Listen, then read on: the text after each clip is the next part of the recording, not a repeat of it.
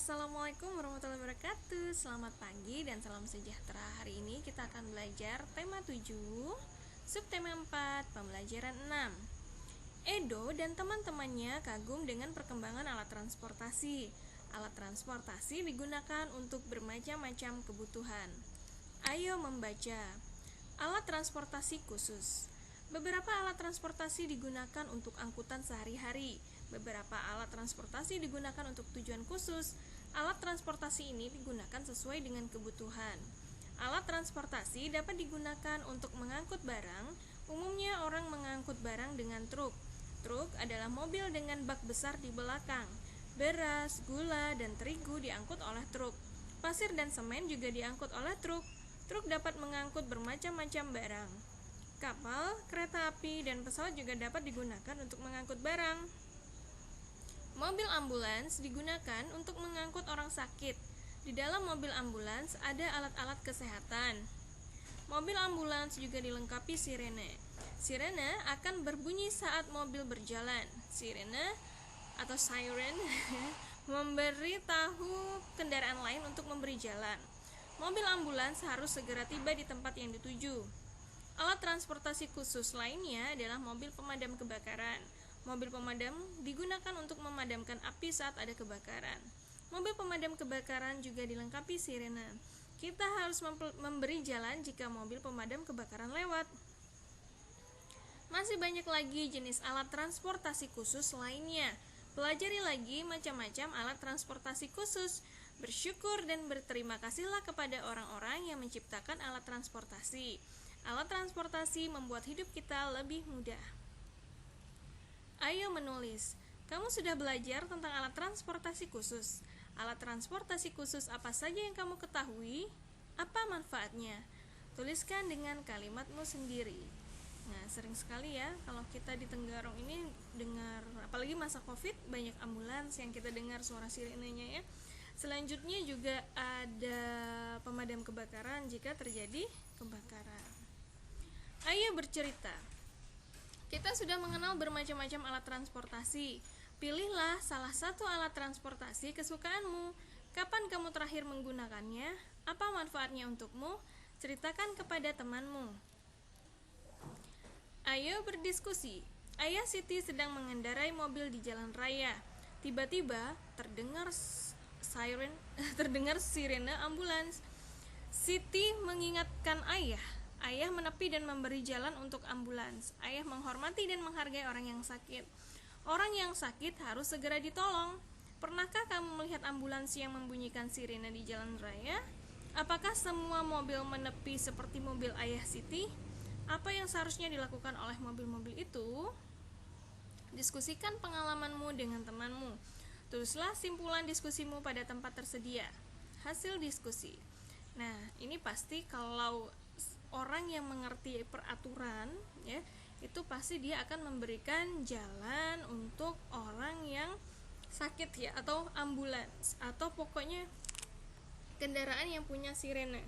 Yang membunyikan sirene itu berarti mereka ada urusan yang sangat penting yang bisa membahayakan nyawa orang lain, begitu ya.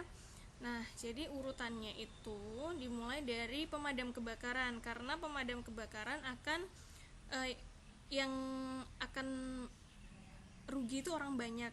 Yang akan sakit ataupun meninggal itu ada orang yang banyak, lebih dari satu. Nah, habis itu baru ambulans.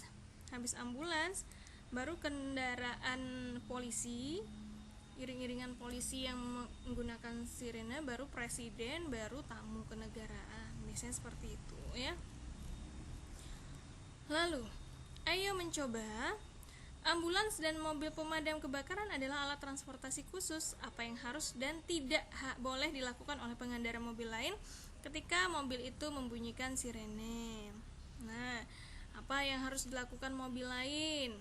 Nah, kita harus meminggirkan mobil, memberi jalan, tidak menghalang-halangi, begitu ya. Nah, terus tidak ngebut seperti dikejar, tidak mengebut ya. Selanjutnya yang tidak boleh dilakukan mobil lain adalah menghalangi jalan.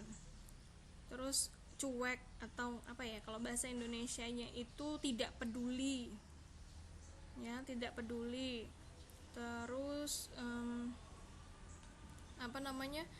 mengikuti kendaraan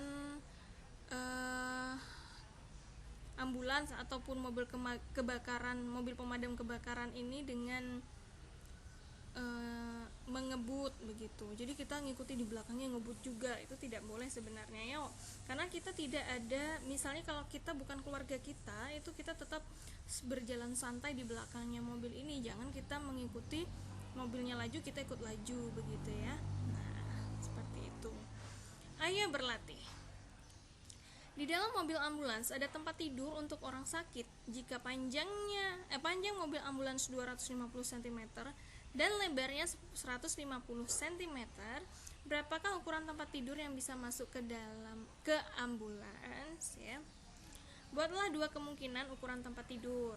Nah, jadi nggak melulu semuanya kita panjangnya ini 250 nya, nggak bisa, nanti itu akan ngepres, kan banyak peralatan yang lain. Lebarnya juga nggak boleh lebih dari 150 ya, ataupun sama dengan 150, kita kurangi sedikit untuk orang duduk di samping, bisa setengahnya begitu ya. Nah, ukuran ambulans berarti ini tempat tidurnya panjangnya adalah 160 cm dan lebarnya adalah 80 cm.